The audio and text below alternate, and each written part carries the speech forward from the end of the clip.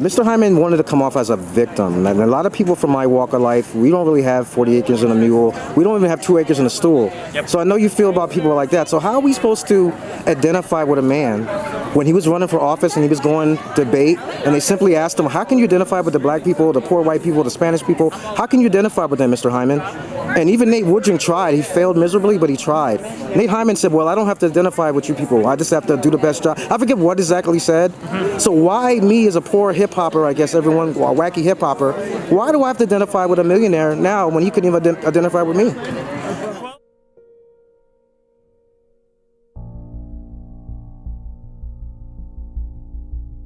Yes, sir. The most important thing was the fact that the building was an imminent threat to public safety, not just from collapse, but also the fact that up until Wednesday or Thursday of last week, there were still flare-ups in the building, even during demolition. So the fire department was keeping 2 to 3 trucks on station to deal with any of those issues from the time of the fire until sometime late last week.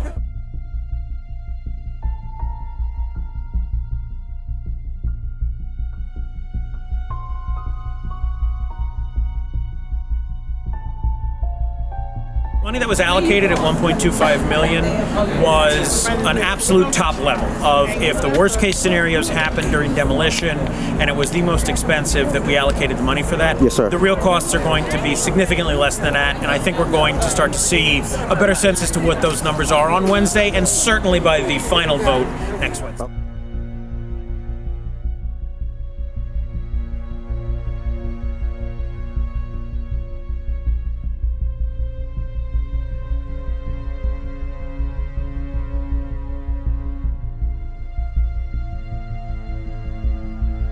First of all, we all have to try to identify with those of us who have a hard time. And for anyone to say that they don't need to do that is a sad statement about elected officials and public affairs. So I know myself, my colleagues, we all do everything we can to try and recognize that fact because we've all been in those positions, all of us.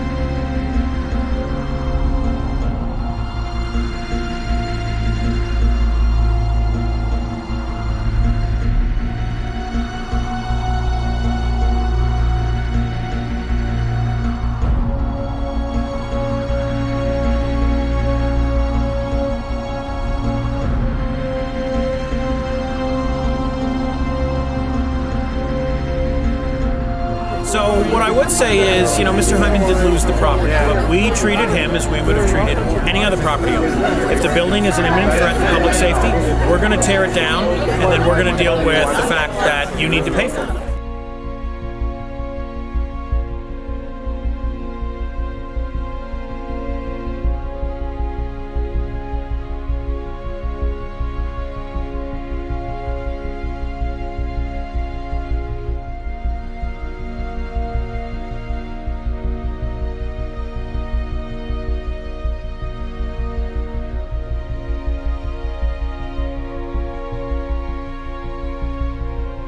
So any words on the Plavosky Gate and what's going to go on tomorrow? I think we'll find out some interesting things tomorrow. Okay. And I'm just glad that finally this chapter will be over. Yes, sir. And we can move forward as a city and try and make this a city for everybody finally. All right, man. Can I get a big shout out to Ground Zero Magazine? My name is Trek like Star Trek.